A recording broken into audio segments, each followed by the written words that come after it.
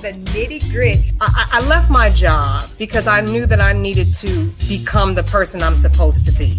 I can flip the script in my life too and choose confidence and not be so fear-based. I always like to look at confidence. I say confidence is something that you don't have to work for. It's what you get to be. You come into my life and you bring so much and have, you're an inspired artist. And I felt that with you because you actually reached out to me.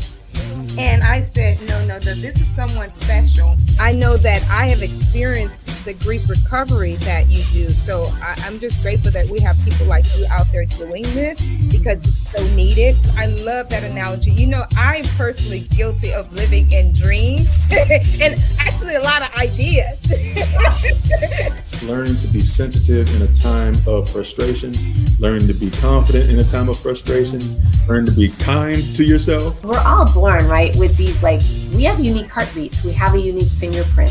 There's obviously an imprint that each of us are supposed to leave and have here in this world. Make it a great day because y'all know y'all can. Enjoy your weekend.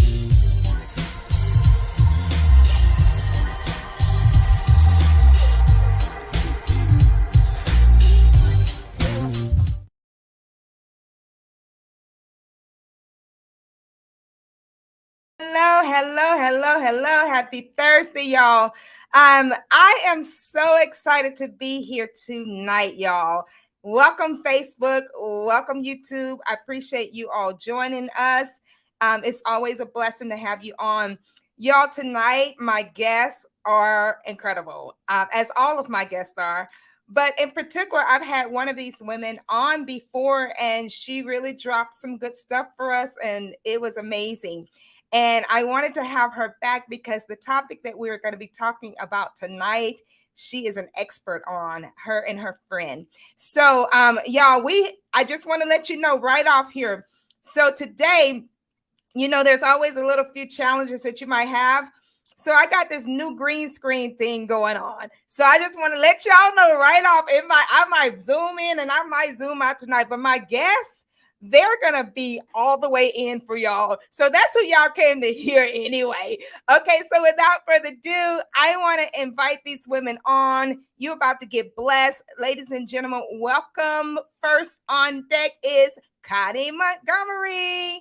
Hello, Connie. Hello, Chantel. How are you? I'm very delighted to be here today. I'm good. You look great. I love that smile. Thank you so much. You as well, always. Thank you. And we're gonna bring your sidekicks. Is this your sidekick right here? This next lady is coming on. I just met her for tonight, and she's got a great smile as well. Y'all get ready to be blessed again. The lovely Risa Tolbert. Hi, Risa. Hi. Hi, how are you? I am great. How about you? Fantastic. Thank you so much for the opportunity with having me and Connie on to talk with everybody tonight and get to know more about you. I'm just excited about everything. Me too. I know you guys are ready to drop some good stuff. I know you are. I can tell already.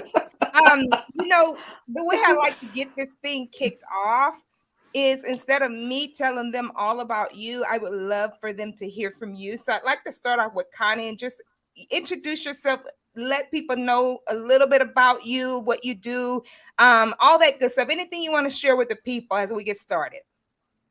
Okay, wonderful. My name is Connie Lee Montgomery. I'm from the state of South Carolina, and I'm a global patient advocate, an author, and a retired occupational therapist. I came to this work as a patient advocate because I learned I was a patient with two rare disorders, and those disorders just put me in that arena. Thank you so much for having us tonight. Oh, you are welcome. I like that you are sharp on your delivery. I love it, honey. You would really do well. You know how they do those pitches, how to pitch yourself in 30 seconds. You would knock that out the park. Thank you, Connie. Thank you. You. So, Risa, can you tell the people a little bit about you? Yes, I am Risa Tolbert. I am Connie's co-author. I'm actually a radiation therapist. I've been practicing. Next week will actually be 29 years for me. Wow. And I have spent my whole career trying to be an advocate for my patients in radiation therapy. And thank you so much. I want to continue using your platform, using other platforms, and using our book to help patients, um, to provide patients with the things that they need to get through radiation treatment. And no matter what it is, you can always be an advocate for a patient, whether you are their caregiver or not. So that's what I'm aiming to do with the book and the business. Nice. I love it. Thank you for sharing that. I was thinking about you too as I was preparing for this time tonight, and I'm like, that I want to just jump in with your book because you guys wrote a book together, and Correct. it's called putting back the care in healthcare. Is that correct? It's called You're Not Just a Number, You're putting not care back. num- You're not mm, just a number, putting care back into healthcare. oh, And I'll let Risa Talbert tell you how that title came about. You're not just a number. yes. So I'm feeling you with that one. Thank you for clarifying the title too, because I know people are going to want to get this book after we're done. But I just want to know, can you tell me, Risa, like how this is such a powerful statement? Like, how was this birth? Tell me your philosophy behind it as well. Well, actually, it started with a class I was taking. I was a part of a group called the Mastermind Group, which was taught by Dr. Tawana Ross, who is the LinkedIn guru. And she was teaching us how to make our LinkedIn pages more presentable, to fit you, to make you to the point where you are the hunted instead of the hunter. That was her Ooh, phrase. So she taught us a couple of sessions as far as writing a book. And Connie and I had always talked about writing a book. We would sit on the phone and complain about what's going on in healthcare and what needs to be done and this and that and blah, blah, blah. So I ended up taking this class, and one night we were talking, and one of the participants in the class, Miss Darlena Rose, was telling us she went to the emergency room. She didn't have any insurance, and the assistant that she was talking to was giving her the brush off and made mm, her feel some type of way.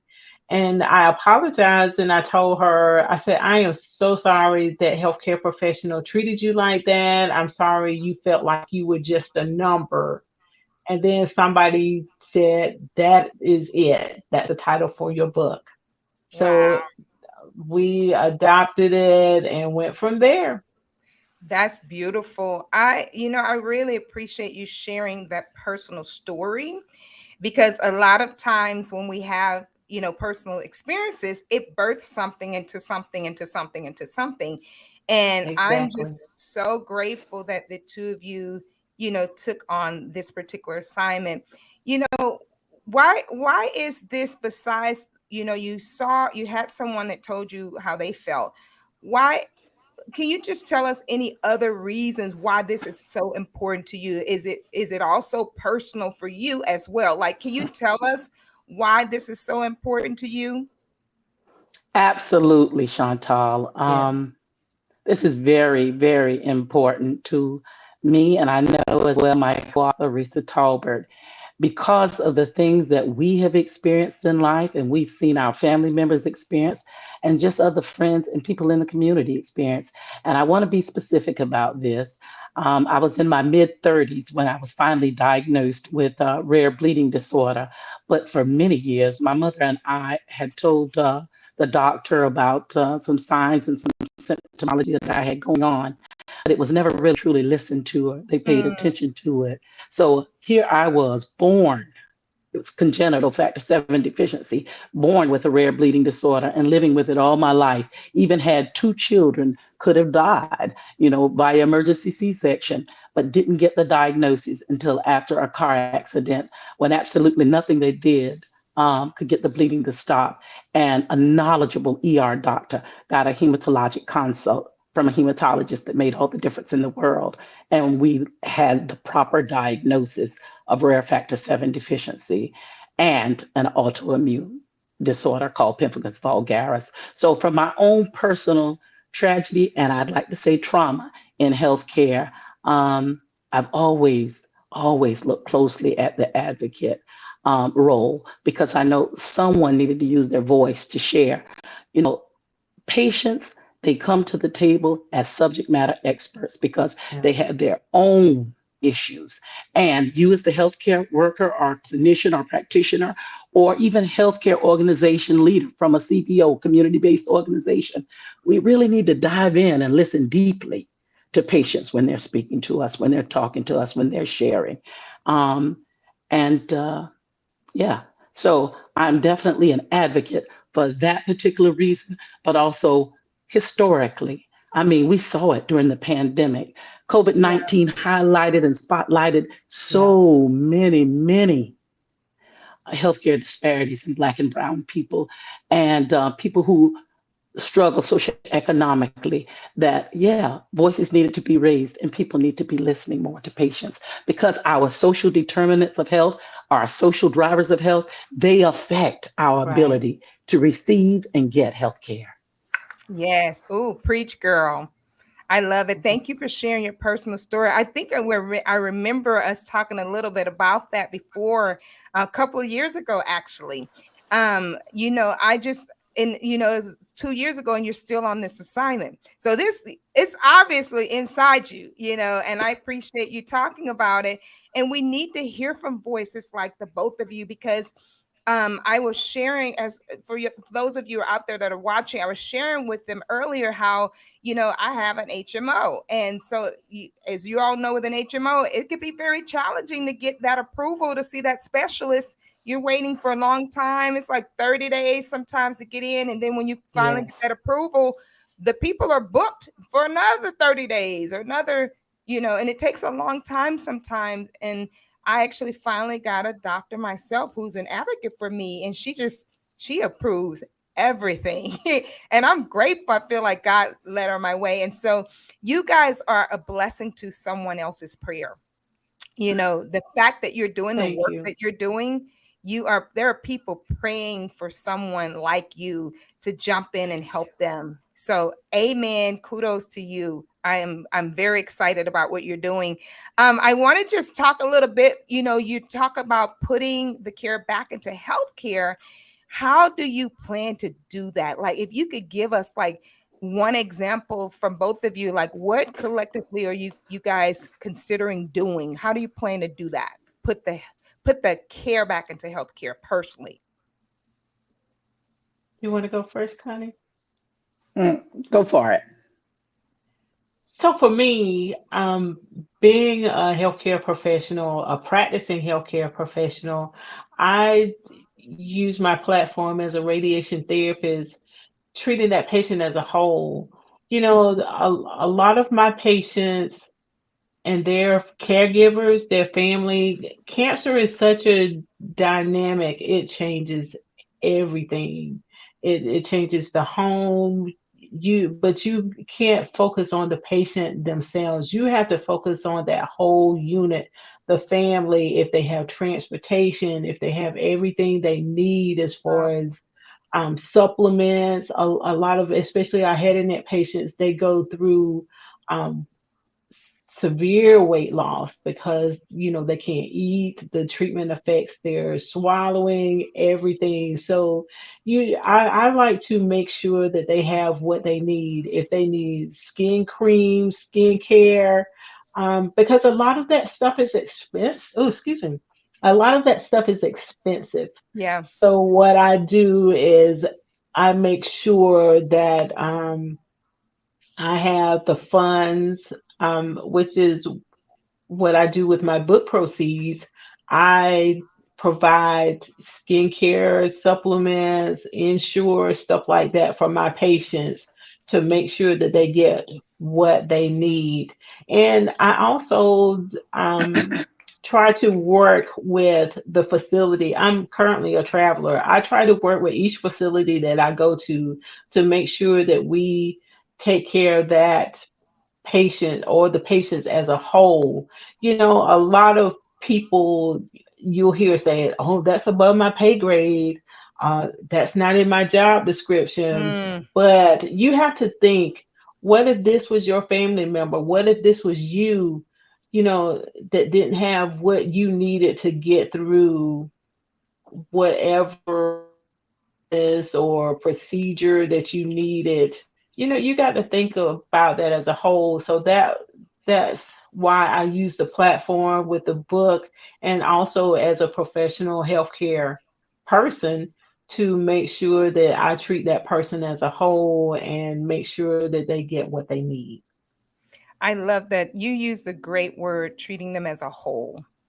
I Mm, think that for Correct. me, it just really it really impacts my heart because we are all people, whole people coming into these Right. situations, but we feel broken in so many ways because we're not healthy. We're struggling with our health. And to have someone to view us as that is powerful. Right. Thank you. Thank you. Thank you. What about you, Connie? Well, I tell you one thing, I'm very thankful for platforms like the one we are on tonight, where we're able to share through this podcast about the importance of competent, compassionate healthcare that considers all the total person and the total family, like Mhm. Risa was stating earlier. But I'm also very grateful for the work that I get to do around the country, sharing a lot of the presentations, webinars, and workshops that I do. I designed a program called Hear with Your Eyes, See with Your Heart, Compassionate Healthcare. And I travel around the country to hospitals, clinics, facilities, healthcare organizations, and I share the importance of treating patients, not just with your medical expertise, but also with your sensory skills. You truly look at Ooh. people when you're talking with them, honey. Look at them eye to eye. And if you can, Right. commit to sit. Spend some time sitting with them in the room, talking with them, connecting with them, finding out what it is they need from your services or how they Mm. want to partner with you. Not just you being the expert in the room, but truly finding out what it is they need.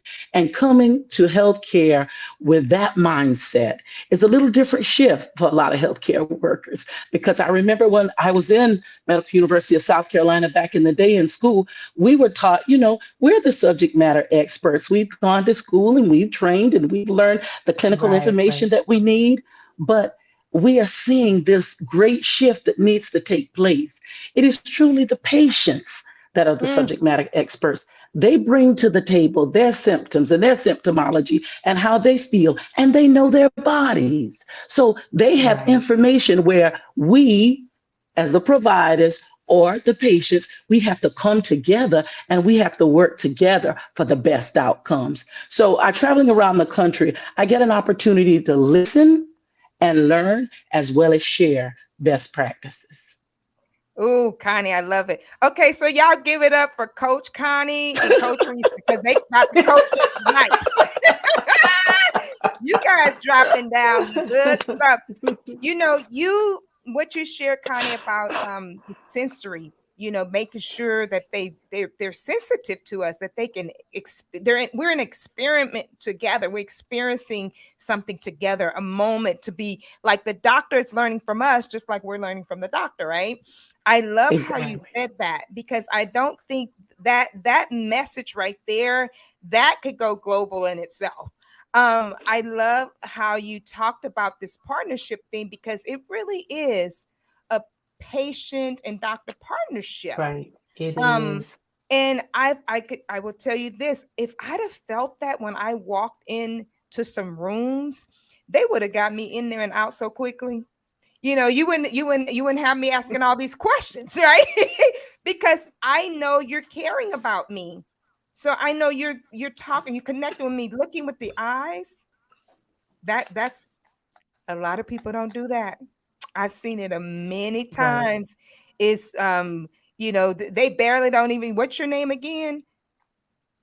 Oh I'm like, my. what Oh just my. happened? Because you are a number. That's what happens when you are Right. a number. Thank you, ladies. This is so good. It's so good. You guys, I hope you're listening. I'm going to move on to our next question. As advocates in this industry, you know, tell us some specifics like what does it look like for you to be an agent of service in this way on a daily basis? And now I know you travel. I know you're doing that and that's powerful. Is there anything else that kind of like sets you apart or really just where you're like taking this thing with you daily? You're at home and this is how you treat your family. Like, are there any ways that you're practicing some specifics as an agent of service in this way that are not just inside the hospitals or with the patient? Like, can you give us anything else that Yes, you may have with you on a daily basis? absolutely. Risa, would you like to go first? Um. Well, for me, daily outside, I do like a lot of community service. Don't do as much as I used to because of the fact that I am on the road traveling, but I like to give information. Mm, Information is key. Um, Try to tell people to be in tune with their bodies.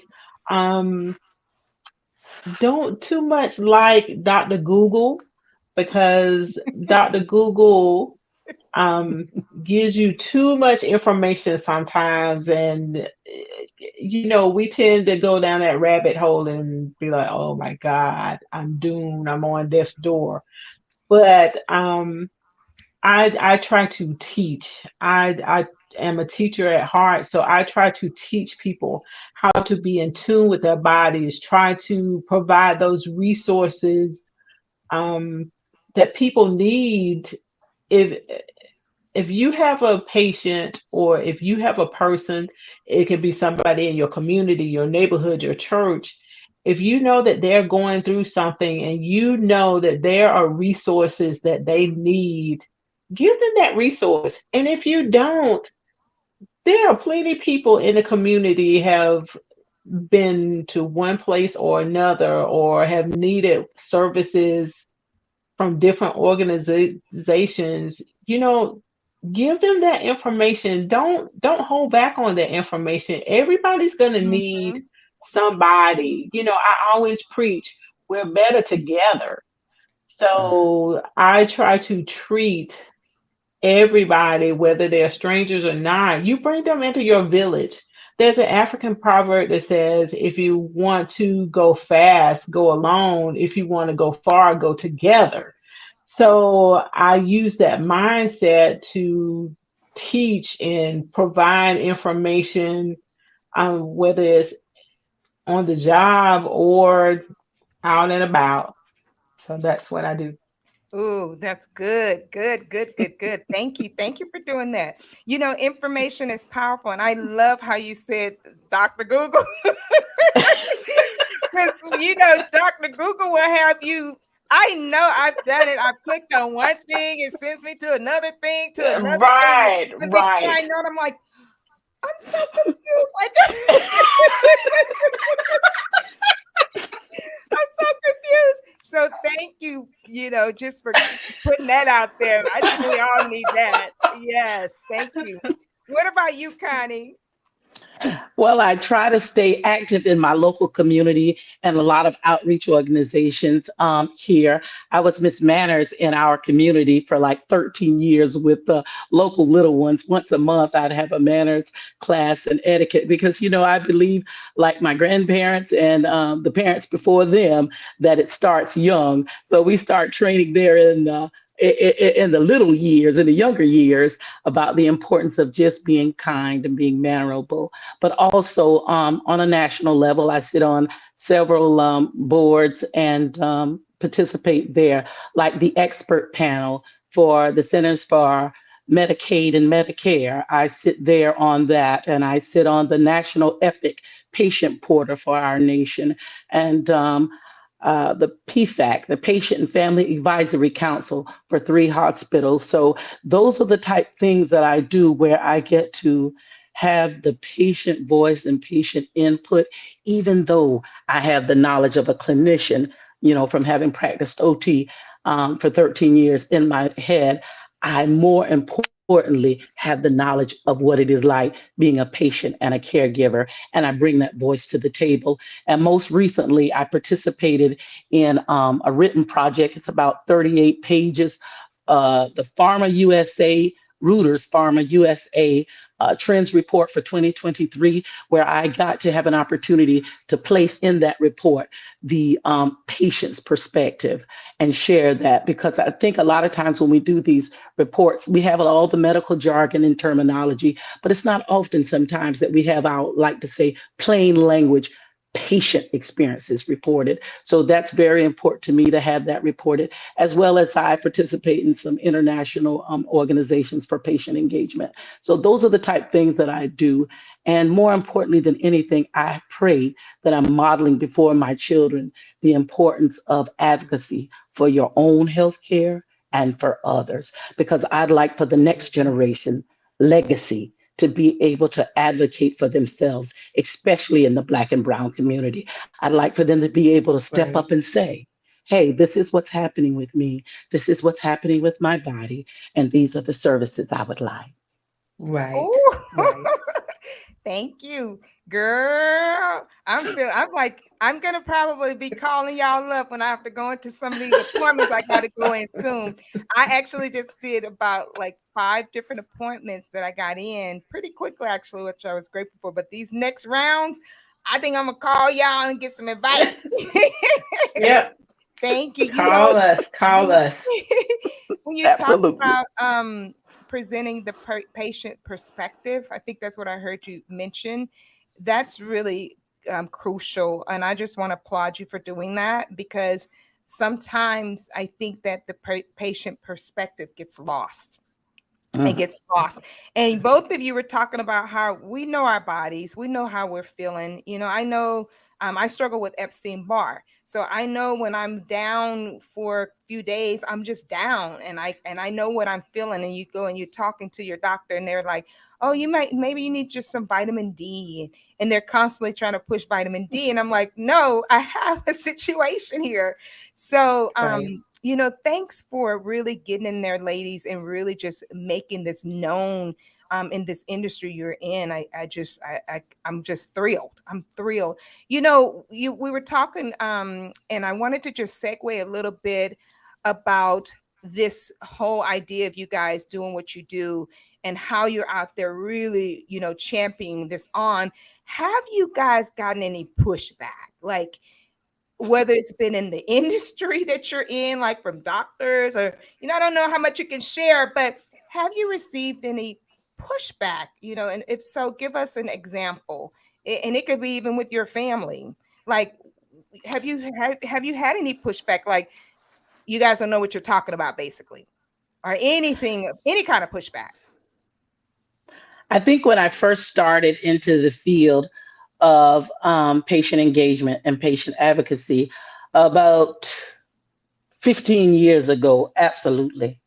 Hmm. Absolutely. And I think I got pushback from many stakeholders in the arena, not just your clinicians, but even some CBOs, your community based organizations, and your healthcare affiliates, and even pharma. But I think now, especially after recently speaking at the Reuters International Conference, March 27th through the 28th in Philadelphia, I think what I'm hearing and seeing now is evidence that that hard work for many advocates is paying off, because they're starting to see the need and the importance of having the Right. voice of the patient in the boardroom, in the hospital's executive staff, in the care delivery and service development areas, and even in research and clinical trials. They're starting to see how important it is to have the consumer slash patient's voice in Nice. every phase of development. Nice. I love it. I love it. I'm so glad to hear that. That's proof of some change. Sometimes people go, there's no change happening. You guys just Right. Right. shouted Right. out some change. There's some change happening, and because people like you are continuing to do this thing, you're not giving up. And I believe, like you were saying, kind of when our this young generation, starts to plead for themselves and our family members, you all were mentioning, they're going to be able to, people are going to hear them, because you guys are paving the way for that. You're paving the Mm. way for people, for that next generation to be heard. So thank you, thank you, thank you. What about you, Risa? Have you had any pushback? I have gotten a little pushback. I've always gotten pushback though, because of the fact that sometimes I sometimes people don't believe in giving that TLC. Some people, okay, for example, I had a coworker one time. The patient would come in, she put him on the table. Hey, how you doing? Push the table in, would say another word, and when the patient was done, have a good day. Mm, So she didn't take the time to get to know the patient. Is there anything wrong? How's your day going? That phrase right there for me is so simple. yeah, How's your day going? Because it opens the door to, if that patient's having a bad day, if they're not feeling well, you know, s- sometimes they may not be in pain or not feeling bad, but it's just a bad day. So yeah, it opens the door. But a lot of people, a lot of caregivers don't believe in that, don't believe in going the extra mile, asking those questions. But for me, it's a door opener. It starts the conversation to assessing how you are, what you're going through. And that's part of treating a patient as a whole. But you have a lot of caregivers out there that don't believe in doing that. They feel like it's enabling, they feel like it's coddling, it's not necessary. baby and the patient, you can give that extra care, that extra TLC without making a patient feel like you're feeling sorry for them. So I have made it a point of starting the conversation with them to where, I still give them their dignity and their respect and don't make them feel like I'm pitying them. Yeah. But at the same time, I'm opening the door in the conversation to how you doing, treating that patient as a whole. Mm. So a lot of people push back on that, but that's okay. Been in situations where I do have to, it's almost like you're playing good cop, bad cop. You Mm. got somebody that don't want to do it, but then you do what you do. That's who I am. I don't stop being me. Hey, you do you. That's the new phrase, right? You do you. So I'm doing me, and if that's the way you want to be as a healthcare professional or a caregiver, hey, but I believe in going that extra mile, giving that comfort, that compassion. So that it's okay.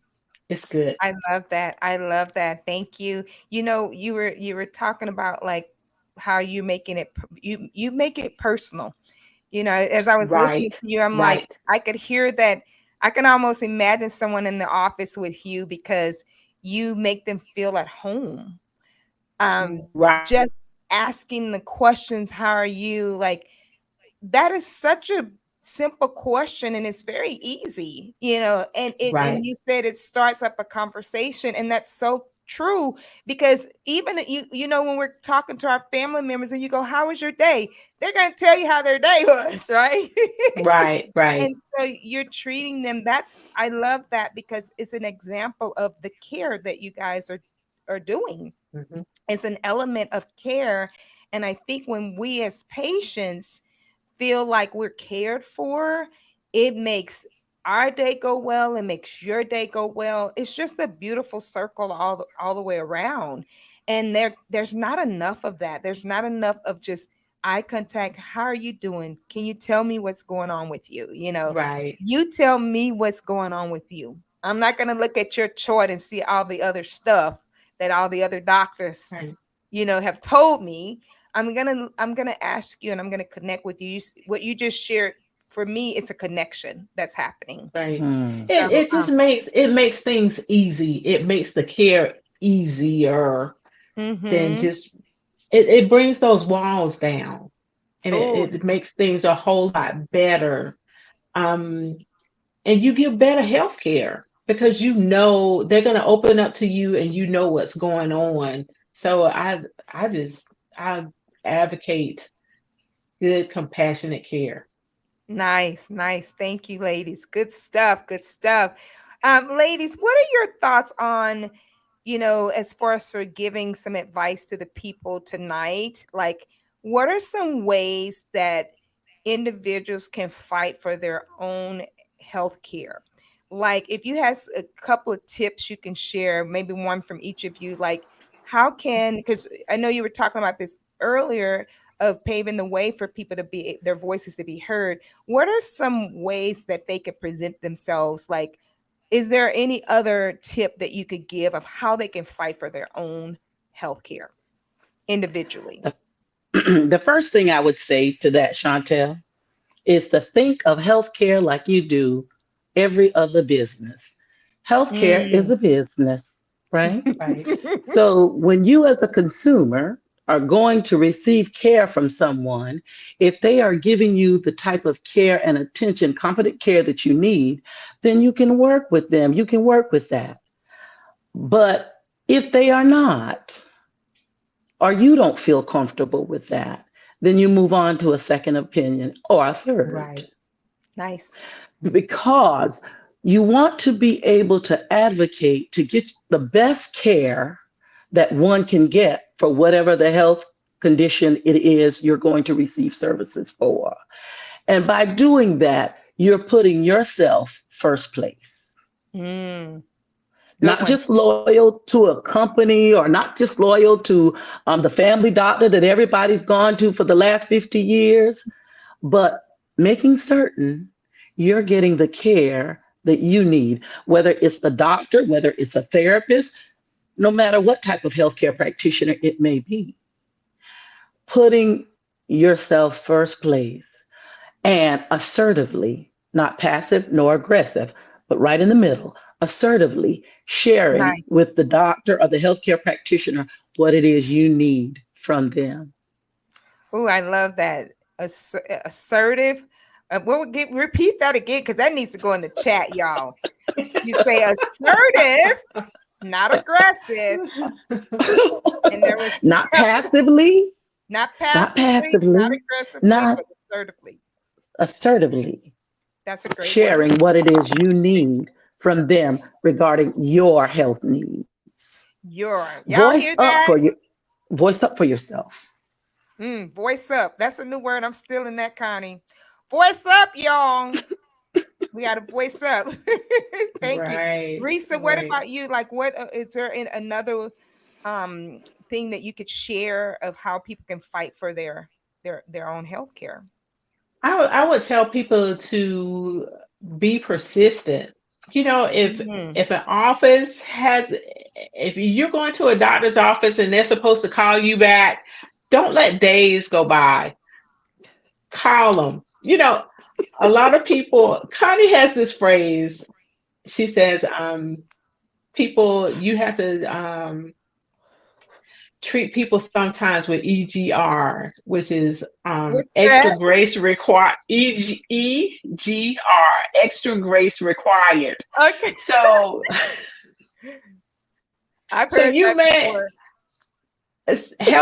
healthcare workers may think that you're one of those patients that are in that EGR category, but be persistent because this is your body. This is what's going on with you.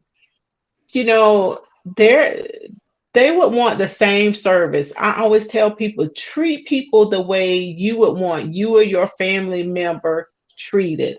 So if you're gonna let a few days lapse, you know, you be on pins and needles. You be picking up that phone 20,000 times, calling that doctor's office until you got the answer that you need. But sometimes it's necessary. I see so many times where a doctor's office or the ball was dropped, paperwork wasn't filled out, authorization wasn't done. It happens too many times, and that just delays the treatment. That delays. It's like a snowball. You know, that snowball going down the hill gets bigger and bigger because it's picking up snow. So be persistent with calling that doctor's office. You know, don't be a pain in the behind, but you know, be pleasant, be persistent and ask questions. Oh my God, ask questions. Don't sit up there in the doctor's office and the doctor's talking to you and you don't understand what they're saying. Ask questions, get understanding. That is so important. That way you will know without a doubt what the doctor told you, what the Mm, doctor told your family member. So if anything, ask questions, be persistent, get understanding. So I And love that. can I add something to that, especially now after COVID, and we see that healthcare retention for staff is really a job yes, and very tight across the country, especially now. You as the patient, you as the caregiver, follow up on your care because right right. now the system is a bit taxed. So you're going to Mm. Yes. have to do that so that you can get the services you need. Oh, good stuff, ladies. I love Risa when you shared that, you have to be basically persistent. You have to really, really stay in there. I grew up in Texas, and one of the things I used to hear was, "Get on it, doggone it." Like, you make sure you get on it. Yeah. Like, that's your job. And so Right, I love right, how you told us, like, this is our responsibility. Our right. responsibility is to manage and make sure we get what we need to get, you know, Right. being Mm, on top of it and asking questions. I think that that is probably one of the most simplest, beautiful things is to ask the question. Ask Right. your mm, question. You know, I tell my doctors when I go in, I actually record them because sometimes I'm not going to remember some of this. That's another Right. tool for me Right. to get my healthcare needs met is that I literally record what they're saying so that I can really understand what they're saying. Because sometimes these doctors are talking in these terms that are way over your head. You're like, what is that? And so I do ask questions. So I appreciate you sharing that. I'll ask them. I'm Right. like, Doc, I don't know what you're talking about. You're gonna have to get down to the nitty gritty with me for that one because that's a little bit over my head. But I think they I fit. Right. I actually share a story in the book. Um, at the time, my grandmother was 92 years old, and me and my dad kind of swapped out with taking her to the doctor. Mm-hmm. So this particular day, I went to the doctor with her, and she had stage 4 kidney disease. So Mm. he was talking to her about her kidney function, and he's sitting there and talking about the osmosis of the kidneys is to do this and this and this. And she turned her head and looked at me like, what in the world was that? And I looked at him and I said, Dr. So and so, I said, I'm a healthcare professional and I didn't understand a thing you said. I say, I know my 92-year-old grandmother didn't understand it. And he laughed and he chuckled and he mumbled something, but then he went through it again and explained it in simpler terms to where we could understand it. So that's why I say ask questions because he would have went on rambling and rambling if I hadn't stopped him and both of us were sitting there like What you deers talking in about, Willis? headlights. Yeah. Yeah. Yes. I know that's what I would have been saying. Yes. Oh my gosh. So you've had the experience too. It's like it's an ongoing Right. thing, you know. Um, Right. you know, as I want to talk a little bit more about the book before I go to my next question, like the stuff that we share tonight is some of the stuff that you guys talk about in the book that we're Yes. talking about tonight. absolutely. Yes. Um, Absolutely. what is one area of the book, and I'd love to get this, I'm gonna just throw this question in there to you guys. I would love to get like I want to be able to share the link to this book too, so we'll put it in the chat. But I'd love for you to share like your favorite part of your book. Like, what's the favorite part of your book or favorite chapter and title, and why? So I want these people to get this book, and I want them to understand how important it is from your perspective. Well, when Risa and I started writing this book, my mother was alive, and she had entered into some great and grave health challenges. And so we spent a lot of time in hospitals. And I saw mother go through a lot of things, Willette G. Montgomery, that no human being should have to go through. Mm, Um, I felt that mother was a very hardworking woman. I felt that she was almost punished of sorts because she'd worked so hard for the assets that she had been blessed to obtain. And so I went on and spoke before Alan Wheel and the health affairs in Washington, D.C., before legislators and Congress folk regarding this issue. Because she'd worked so hard, it was so difficult in the end to get her the services that she needed because she had worked and acquired assets. It was almost like a punishment, I felt mm, like. And that was really difficult to see because her needs were extensive medically toward the end. But then some of the treatment that she got, I write about it in the book, um, was just not the type of treatment you would want for your loved one. yeah. Yeah. Wow. Before the book was finished, she passed away October 20th, 2021. And I was glad that I had written the information because the way I grew up now was a little different. What happens in the family stays in the family. You don't put family business out on the boulevard. But I felt like I was able to just share thoroughly all the things that mother had gone through, the good, bad, and the ugly, and our family thus had gone through because people are, like Risa stated earlier, it's a whole person. And there's a lot of dynamics around that, including family and caregivers. So Yeah. as I went through that, watching mom, to the point of passing away, the treatment that I saw her and even others receive, I knew this would be my life's work. Absolutely. No. Treat people like the human beings they are. Yeah. We're all a part of humanity, right? The human race. Give folk their dignity and respect, Yeah. regardless of their health status or what health situation you may see them in, or even what self-care situation you may see them in. That is the time they are the most vulnerable. They need our love and compassion the most then. So Mm. that those stories are in this book. Thank You're not you. just a number, putting care back into healthcare. Mm. I appreciate you sharing your story. I mean, I remember when you announced, I saw it on Instagram when your mother had passed. And, I know that was a difficult time for you, but I did not know the story behind it. And so I really appreciate you sharing this. So this even takes on even a more personal thing for you because you experience, and I appreciate you sharing that part about because she had what she had, it was almost like a punishment because she had these assets. So I'm taking it that she couldn't get the help that she needed because of what she had, which is Right. really, really sad. Really, really sad. It's a very sad situation. My heart breaks hearing that.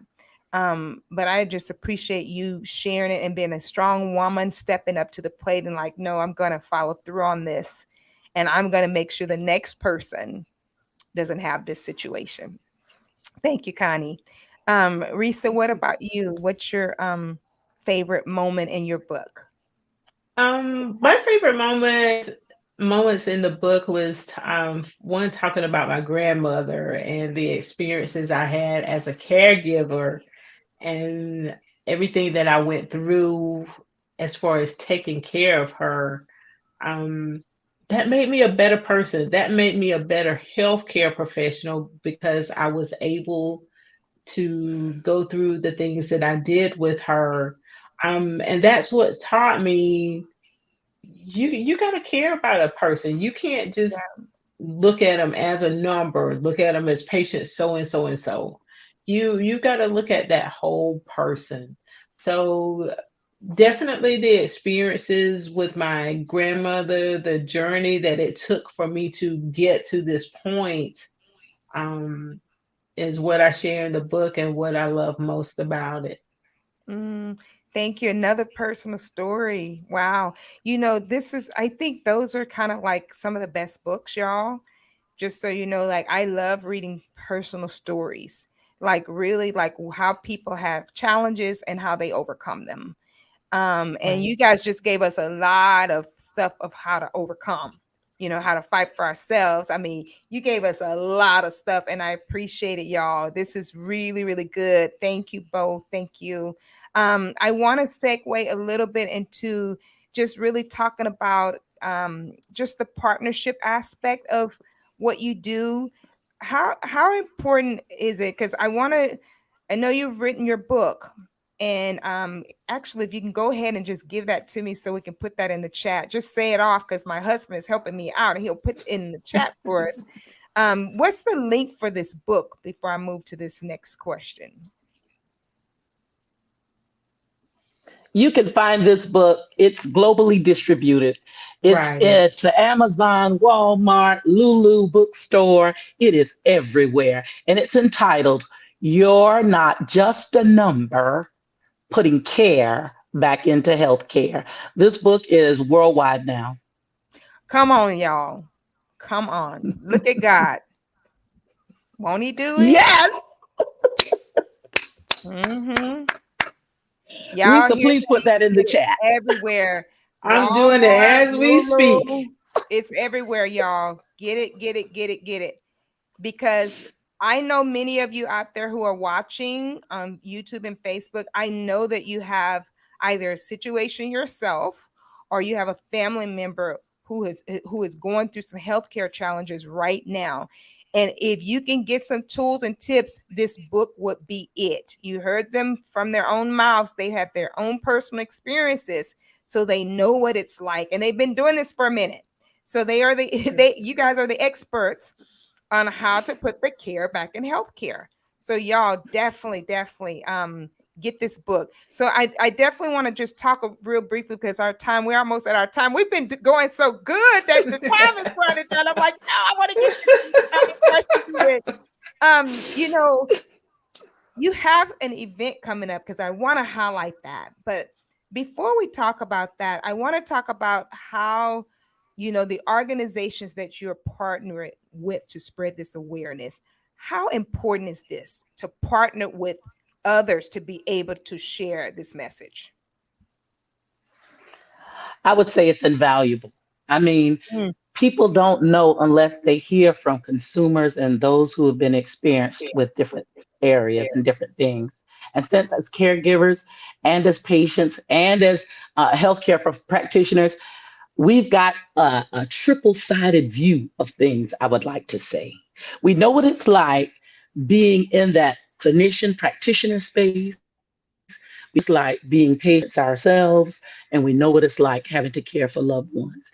And having all of that is just an open door to understanding that we bring to any table in which we share. Even on the national Epic Patient Portal PFAC, I can go to that table and I can really talk to them about things patients will look up and be looking for on these national patient portals when they're in the hospital and they hand you that Epic Patient Portal. I know what they'll be looking for. I know the things I looked for with mother. I know the things I look for with myself. So I can share that when I'm in that environment. On the TEP panel, the expert panel for Medicaid and Medicare in this country, I know some of the things that when we're looking at quality development measures, we should consider functional things that matter to people in their daily living and not just things that sound good in theory. I can share that. Right.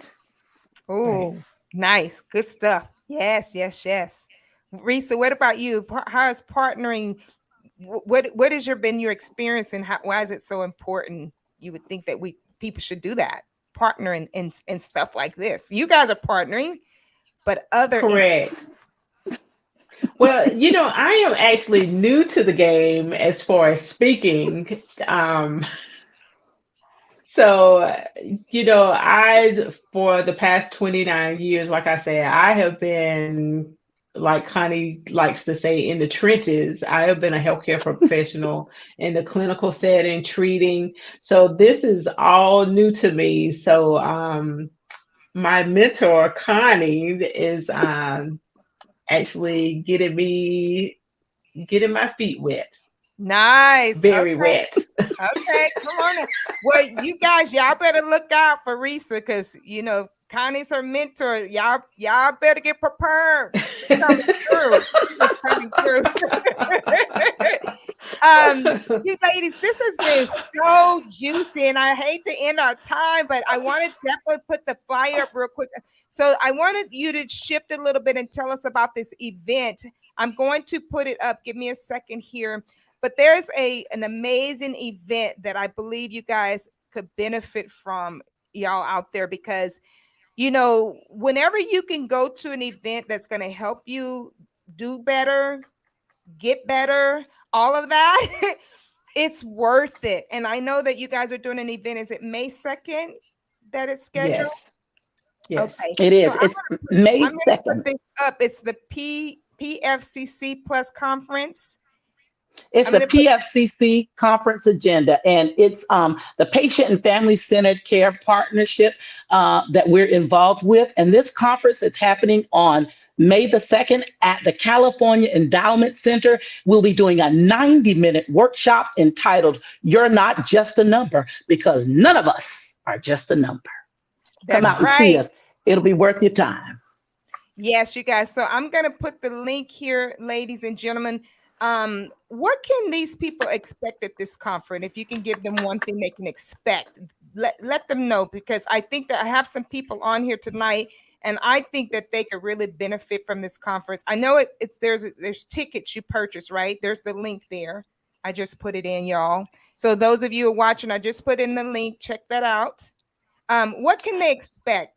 I see the But we also have a free event. The first day is May 2nd, and that's a free event where you can come out and meet all of the PFA network partners that are coming from around the country that will be there that day, talking and sharing about what it's like to be a patient and family advisory partner with whatever hospital system that you may be living near or using. So there's the first day, May 1st, is a day of free May events. 1st, And I think yes. that's between 2 to 2:30 and 4. 4:30. Yes. And then the second day is the day of the workshop where Risa and I will be presenting. You'll both be speaking. Yes. Ooh, yes, yes, yes. Y'all see that? The first day is free for all of you people who don't want to pay some dollars. You want to get something free, they giving it to you. They're giving it to you. But the next day there is a fee. So please check that link. It's www.pfccpartners.com. I just put it in the chat.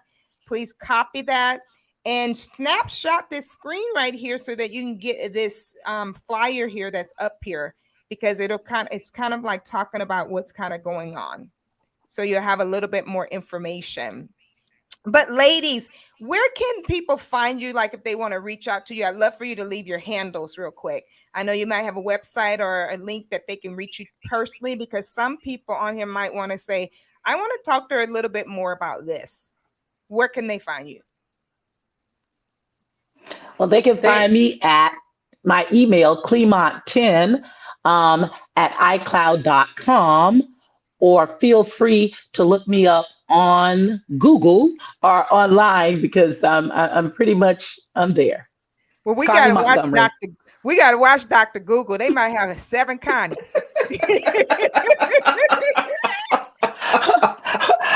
but most of those have my picture, so you'll know it's me. You know which one. Good. Okay.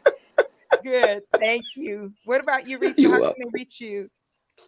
I can be reached at Risa, RISATEE367 at gmail.com. You can find me on Instagram at Risa Tolbert, and also you can find me on LinkedIn, Risa Tolbert. Nice. Thank you. Ladies, it's been fun. It's been great. I've learned a lot tonight. I'm so grateful for you both. I really appreciate you. And I champion you on in this ministry that you have. Basically, this is a health ministry here that's happening. Yes. I applaud you both just for what you're doing. It means a lot, I know, to people like me, and I know many other people out there, because we need people advocating for great health care. It needs to get better and better and better and better. Yes. And thank you for being a part of the better. So I'm going to, let me put up here real quick. I do want to just say to y'all out there, I know you guys put some comments in there. I would definitely get to those and reply to y'all. Thank you so much for watching tonight, Facebook and YouTube. It means a lot to have you here on a Thursday night, because I know you could be doing anything else. But as always, I want to tell y'all to make it a great day, because you sure enough can. Thank y'all. Bye. Bye. Thank you, Connie. Thank you. Bye-bye. Thank you for the opportunity. Thank you.